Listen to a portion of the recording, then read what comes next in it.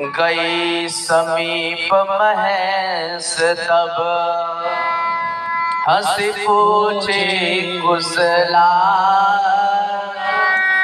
लीली परीक्षा कवन विधि कहो सत्य सब गई समीप महेश। जब भगवान शिव के पास माता सती पहुंची तो भगवान शंकर ने हंसते हुए पूछा, कहो देवी कुशल तो है ना? अच्छा, कुशलता का प्रश्न क्यों किया?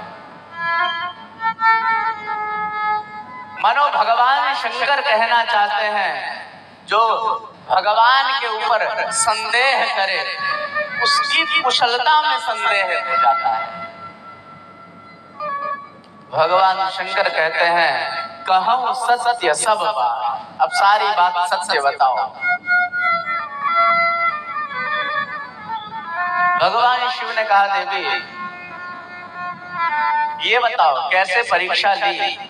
तो माता सती ने झूठ बोल दिया। माता सती कहती है कछु न परीक्षा ली गोसाई और कीन प्रणाम तुम्हारी लाई। झूठ बोल दिया माता सती। माता सती कहती है प्रभु जैसे आपने प्रणाम किया था वैसे मैं भी प्रणाम करके आ रही। अच्छा, झूठ बोलने वाला झूठ बोलना भी नहीं जानता। कोई झूठ बोले और ठीक ठाक पढ़ा लिखा सामने हो तो तत्काल पकड़ लेगा, और कहीं हम लोग जैसे हो तो एक सेकंड भी नहीं लगेगा।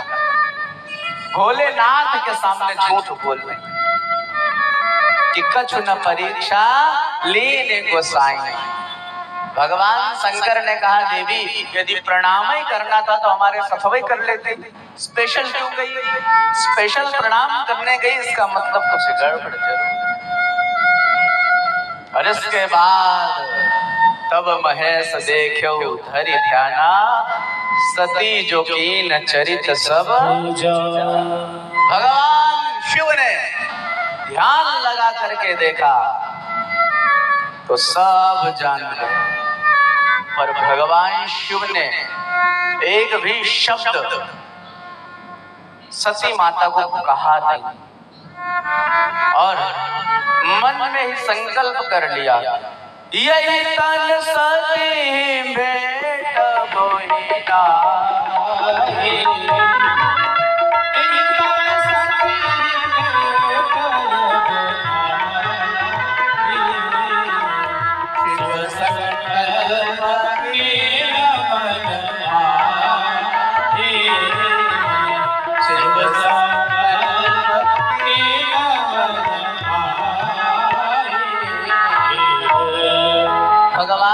शिव ने प्रतिज्ञा कर ली मन ही मन कि यही तन भेंट सती मोहि नाही शिव संकल्प कीन मन बाही।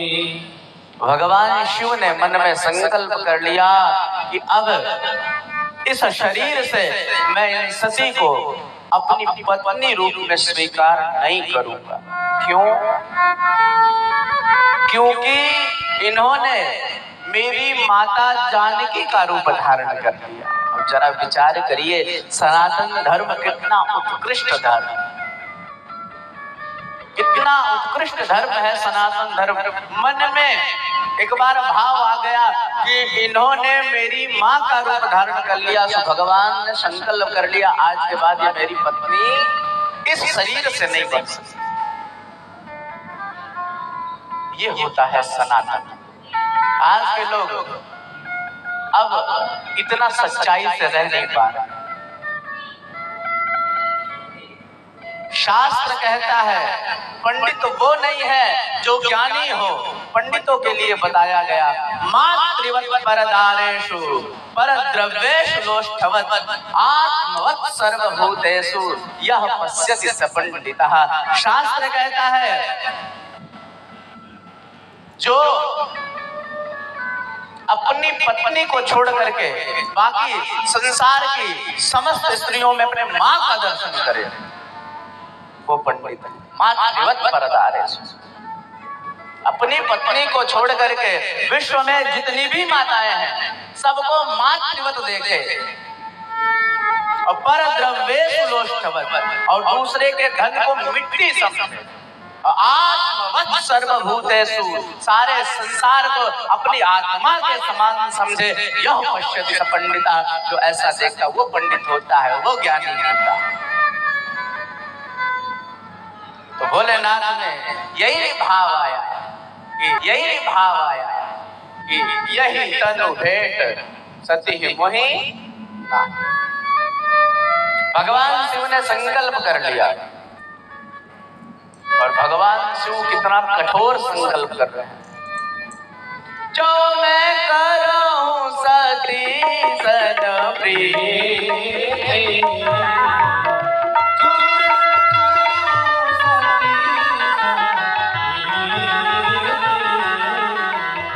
कहीं भगति पत होई अनीति,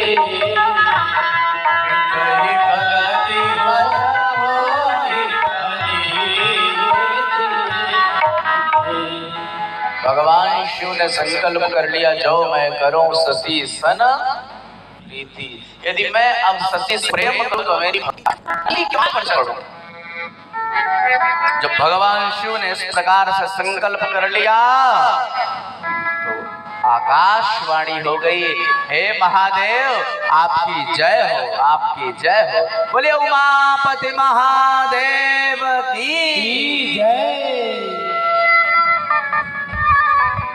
आकाशवाणी कहती है, असपन तुम बिन करई को आना, राम भगत समरथ भगवाना। हे महादेव, शिवाय आपके ऐसी प्रतिज्ञा कोई दूसरा कर ही नहीं सकता। आकाशवाणी ने भगवान भोलेनाथ पर पुष्पों की वर्षा करी। माता सती ने भगवान शिव से कहा, महादेव सच सच बताओ कि ये देवी देवता आपकी जय जयकार क्यों कर रहे हैं? भगवान शंकर ने मन में विचार किया, पहला झूठ यही बोली है, हमसे कह रही है सच सच बोलो। अच्छा आपको ईमानदारी से बताऊं, जो नंबर 1 का झूठा होगा ना, पहले यही कहेगा दूसरे से, भैया सही बोलना, और वो चाहे सबसे बड़का झूठा हो। भगवान शिव भी यही मन में सोच रहे थे, पहला झूठ यही बोली है, अब हमसे कह रही है कि सच सच बताओ। कहा सच सब बात, सच सच बताओ। अब भोलेनाथ सोच रहे हैं कि अगर इनको सच बता दूंगा तो ये दुखी हो जाए, और झूठ बोलूंगा तो ये शास्त्र विरुद्ध है, झूठ नहीं बोलना चाहिए। अच्छा हम लोग यही करते हैं प्राय, जब सही बात बोलने का समय आता है तो हमारे मन में आता है इससे बेचारे से सच बोल दूंगा तो दुखी हो जाए। और सच बोलने में इसको यदि दुख हो जाए तो सच बोलने का मतलब तो झूठ ही बोल दो, लेकिन झूठ बोलना तो पाप है। तो भोलेनाथ ने सोचा सच बता नहीं सकता, झूठ बोल नहीं सकता, तो भोलेनाथ ने माता सती को कहानी सुनाना शुरू कर दिया। वर्णत विविध पंथ इतिहासा, विश्वनाथ पहुंचे कैलासा। कहानी सुनाते सुनाते सुनाते कैलाश पर पहुंच गए और माता सती वामांग में बैठने आई तो भोलेनाथ ने सन्मुख शंकर आसन दीना, सामने बैठा दिया कि अब वामांगी नहीं हो सकती, अब आप सम्मुख होकर के बैठो, सामने बैठो। फिर भोलेनाथ ने मन में विचार किया कि अभी इनसे थोड़ी भी चर्चा करूंगा तो ये वही बात पूछने लगेंगे कि बताओ महाराज आकाशवाणी ने क्या कहा था, तो क्या बताऊंगा। तो भोलेनाथ ने मन में उपाय खोज लिया और तुरंत लाग समाधि अखंड अपारा, समाधि लगा करके बैठे। यही करना चाहिए भैया। यदि पत्नी बहुत परेशान करे और यदि बात बताने लायक नहीं है तो एकदम बहस करने की जरूरत नहीं। यदि बहस करोगे तो शायद पुरुषों के तो सातों पुस्त इनसे बहस करने में जीत ना पाए। हाँ, इतना आगे हैं महाराज। ऐसी ऐसी बात खोज करके लाएंगी जो आप पीएचडी करके भी नहीं पढ़ सकते हो। ऐसी ऐसी बातें और दिमाग खराब और हो जाएगा। पता नहीं कहाँ कहाँ की बात है। भोलेनाथ ने सोचा फायदा इसी में है, एकदम चुप हो जाओ। और सभी पुरुष वर्गों को इस बात को जरूर सोचना चाहिए। ये जब देवी जी थोड़ा सा जबरदस्ती करें ना तो एकदम चुप। थोड़ी देर तक बोलेंगे, कहेंगे जो मन में आए करो, हम जा रहे हैं। और 2-4 मिनट बाद इनका दिमाग बहुत आराम से शांत हो जाता है। तो भोलेनाथ ने समाधि लगा ली।